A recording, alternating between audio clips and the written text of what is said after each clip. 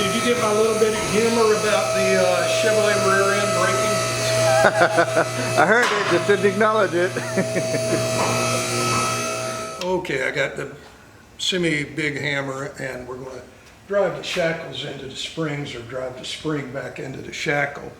And then I pretty much got this thing hanging. I'll put the other shackle hanger on it, and then we can put the saddles on the spring, and the axle will go on top of this. So that'll be in just a minute.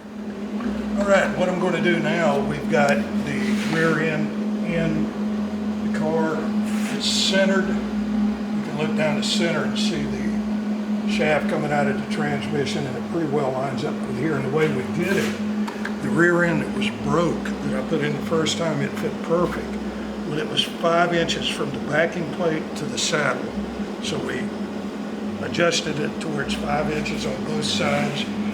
Now, what I'm going to do is weld them in. I'm thinking, I don't need this. This will come when I put the U-bolts in it, and the, what do you call it?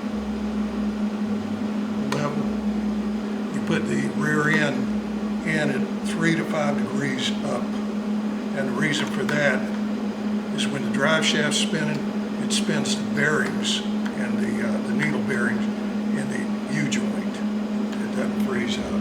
So I don't need this now. All I need to do now is just tack the saddles in. Then I may take it down again. I haven't looked and see if I can weld it from under here. I probably can. I can probably get into here and weld it. See, I'm going to weld it right up around here. This side's easy. This may be a little bit tougher. We'll see in just a minute. So I'm going to weld it now. I do need the deal.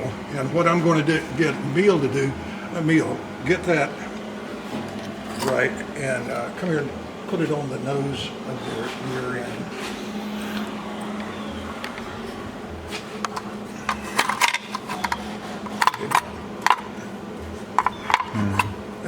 Okay. Okay, we've got the saddles tacked in, and the rear end's positioned where it's supposed to be. So now all I got to do is go back in and weld it in, which is not a big deal. So I'm either going to drop the axle down and roll it where I can weld it, or I'm going to weld it where it's at. And it looks like I'm probably going to weld it where it's at. Then I ain't got to mess with it no more. So that's installation of the 10-bolt rear end. Come here and look at this, Neil. And see that bolt, the top bolt at the top, how it lines up with the tunnel going into the... Oh yeah. I mean, it's... Oh, it lines up perfectly, yeah. Yes. That's just show you all that. Quick reference. Yeah, very good. But here's an oddity about these springs in the back of this thing. And it makes sense, but they don't come straight back like every other car that I've seen. They come at an angle. And I don't know what kind of degree it is, but it's a pretty steep angle though. Yes, you it can is. see it. Is that for space, or do you think it's for...